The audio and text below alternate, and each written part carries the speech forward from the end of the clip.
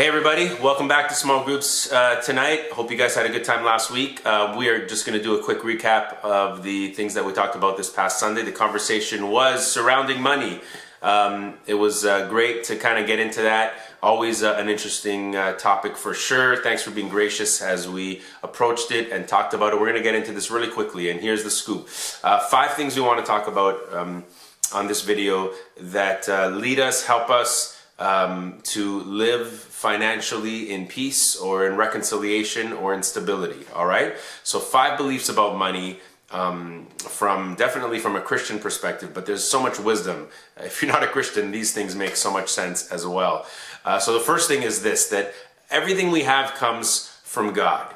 Everything we have, it came from outside ourselves.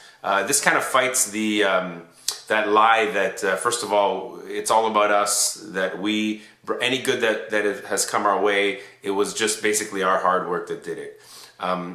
Wisdom says this, that there were people involved in making me who I am. And then faith says this, that God had something to do with it. And so this is the best place to start when it comes to our resources, because we come to this point where we say, God, thank you. Thank you for all that you've given me. Thank you for the house and the car that I drive and the friends that I have and the food that I eat, and knowing that, depending our income, we are in the top 1 to 5% of income in the world. So for that, God, we are thankful. So it all comes from Him. And once we start at that point, we can start moving towards these other beliefs. So the second thing is this, that we need to live joyfully in the current provision that God has given us in that season. And this basically means this: live within your means. Some years you make a little more, some years you make a little less. In whatever circumstance you are in, Paul says, be content, be thankful for what you have. And so we want to basically say, I'm making this much, and this is what I have to work with. This is what I have to live on. And then live within that. Don't go past it. We run into so many problems when we say, God, I want more than what you gave me this year. And then we borrow it or we spend it frivolously. And let's not get in to any of that trouble. So live joyfully in the current provision that God's given you. The third thing is this: give away right off the top. This sounds crazy. Just give 10% right off the top. That's right. You're going to live on 90. But 2 places in Scripture, Proverbs chapter 3, Malachi chapter 3 as well, say this: give God your first fruits. Give God the first 10%. And this idea is basically, it's an idea of community for sure. It's saying, I'm going to give this to a larger pot so that good can happen in the world through the local church, through organizations that I care about. I'm going to do that. And interestingly enough, some we'll say experts on this that aren't even faith people, aren't Christians, say you need to give away 10% of your money to remind yourself that it's not all about you. And that principle is found in Scripture. Just promise me this: don't view it as a law. View it as that you are compelled by how God provides for you to say, I'm going to give this back to you, God, to see what can happen through community, through the local church, through people that are doing good in our world. So give that right off the top. Third is this: save 10%. That's right. Take 10% of what you make and just put it away. Don't even touch it. Pretend you don't even make it. All right? Such an important thing, because winter is coming.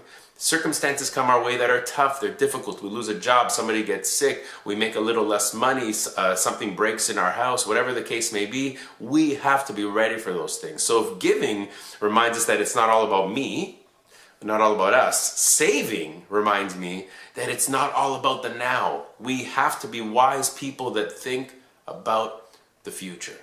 Sure, do we trust God to provide for us? Yes. But do we need to be wise in how we steward our funds? Huge, big thing here. So save 10%, put it away, pretend you don't even make it for future years, for future emergencies. And the last thing is this, okay? Be aware of God's nudging, of the Spirit's whisper. For moments in our lives when God says, go and bless that person. Go and help your neighbor in an extravagant way. Leave a large tip to this person because you don't know what they're going through, but I do. Just moments like that. And I'll tell you this, I've been on both the receiving end and the giving end of that. I know for sure, beyond a shadow of a doubt, that someone spoke, that God spoke to someone to bless us or bless me, and I received it, and I was so thankful. And then there's been other moments where God's whispered in my ear to say, go and do that for this person. Give this away. Go and bless this organization. And you just feel so amazing that God can work in and through you in those ways. And here's why he does it: because we're wise with our money, because we trust him with the money and the resources that he gives us. And then he says, hey, it's not all about a balanced budget. It's also about having those resources now to say, I'm going to bless somebody else. So those are the 5 things we talked about. Last thing is this: you cannot serve God in money. So don't let money be your boss. Money is a beautiful tool, but it is a horrible God. Okay?